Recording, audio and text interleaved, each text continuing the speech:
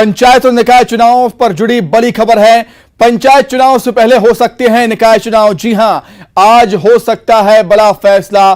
सूत्रों के हवाले से यह खबर निकलकर सामने आ रही है। निर्वाचन आयोग में दिन भर बैठक चली है। इसको लेकर निर्वाचन आयोग के वकील सिद्धार्थ सेठ विधिक अभिनत सुप्रीम कोर्ट ने 2 हफ्तों का समय निर्वाचन आयोग को दिया है।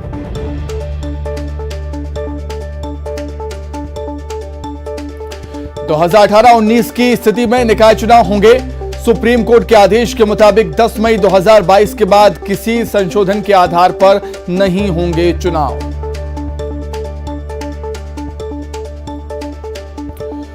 इस वक्त की बड़ी खबर आपको बता रहे हैं, पंचायत और निकाय चुनाव से जुड़ी हुई। पंचायत चुनाव से पहले निकाय चुनाव हो सकते हैं। आज इसका फैसला हो सकता है। सूत्रों के हवाले से एक खबर है। निर्वाचन आयोग में दिन भर आज बैठक चली। निर्वाचन आयोग के वकील सिद्धार्थ सेठ दे रहे हैं विधिक अभिनत। सुप्रीम कोर्ट के 2 हफ्तों का समय निर्वाचन आयोग को दिया है। तो 2018-2019 की स्थिति में निकाय चुनाव होंगे। सुप्रीम कोर्ट के आदेश के मुताबिक 10 मई 2022 के बाद किसी संशोधन के आधार पर नहीं होंगे चुनाव।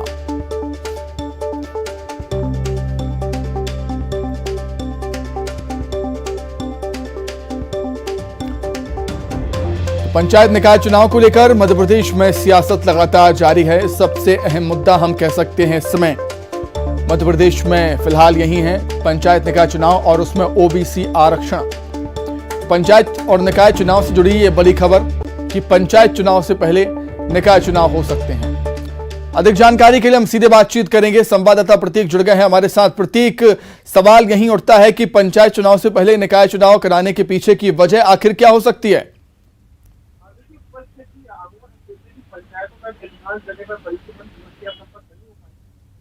परिसीमन की प्रक्रिया संपन्न नहीं हो पाई है और यही कहीं ना कहीं कठिनाई पैदा हो सकती है। तो शुरुआत में जो स्थिति जिसमें कहीं ना कहीं क्लियर है, यानी नगरीय निकाय चुनाव, संभवतः सूत्रों के मुताबिक जो खबर मिली है, जो कि दिन भर विधिक अभिमत का यानी कानूनी सलाह का दौर जारी रहा, ताबड़तोड़ बैठकें जो है वो कहीं ना कहीं निर्वाचन आयोग की चलती रही। इस लिहाज से जो सूत्रों के मुताबिक खबर मिली है वो स्पष्ट करती है कि पहले नगरीय निकाय चुनाव सरकार यानी निर्वाचन आयोग करा सकता है और इस लिहाज से संभवतः देर शाम तक एक बड़ा आदेश और अहम आदेश भी इस सिलसिले में आने की उम्मीद है।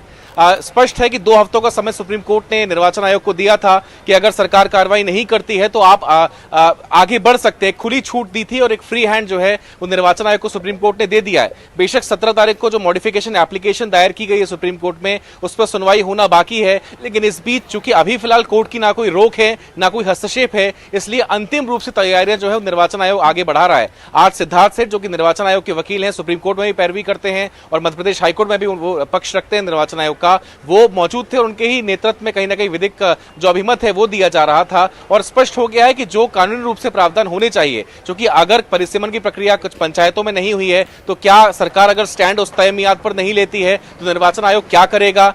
स्पष्ट है कि जो आदेश दिया था सुप्रीम कोर्ट में उसका पैरा 19, 20, 26 और 22 ये स्पष्ट कहता है और अधिकार देता है निर्वाचन आयोग को कि आप अब आगे बढ़ेंगे, क्योंकि कहीं ना कहीं समय सीमा अब सुप्रीम कोर्ट ने बांध दी है। हम इस बात पे भी चर्चा कर रहे हैं कि 17 तारीख को जो सुनवाई होनी है सुप्रीम कोर्ट में वो कहीं ना कहीं भविष्य तय कर देगी फाइनल रूप से, क्योंकि अंतिम अभी जो एकमात्र रास्ता सरकार के पास बचा था ओबीसी के लिहाज से वो मॉडिफिकेशन एप्लीकेशन का था, तो वो 17 तारीख को उस पर सुनवाई होगी और कहीं ना कहीं रास्ता या तस्वीर जो है वो स्पष्ट हो जाएगी। अभी के लिहाज से हम ये कह सकते हैं कानूनन तौर पे कि फिलहाल कोई बाधाएं नहीं है और इस लिहाज से निर्वाचन आयोग भी आगे बढ़ रहा है और निकाय चुनाव पहले अंतराल में कहीं ना कहीं संपन्न हो सकता है।